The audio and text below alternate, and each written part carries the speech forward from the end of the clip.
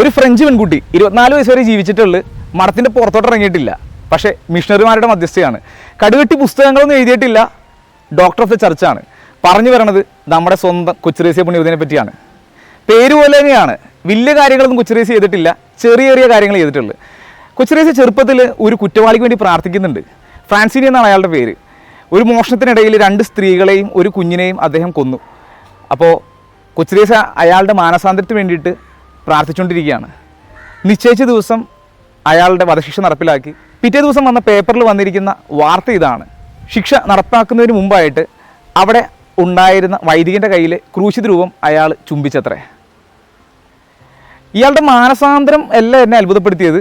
മറിച്ച് ഈ കൊച്ചുറേസ്യക്ക് എങ്ങനെയാണ് ഇങ്ങനെയൊക്കെ പ്രാർത്ഥിക്കാൻ പറ്റുന്നത്? നമ്മൾ ന്യൂസ് പേപ്പർ വായിക്കാറുണ്ട്, ഒത്തിരി ന്യൂസ് നമ്മൾ സ്ക്രോൾ ചെയ്ത് പോകാറുണ്ട്. നമ്മളെപ്പോഴെങ്കിലും ഇങ്ങനെ പ്രാർത്ഥിച്ചിട്ടുണ്ടോ?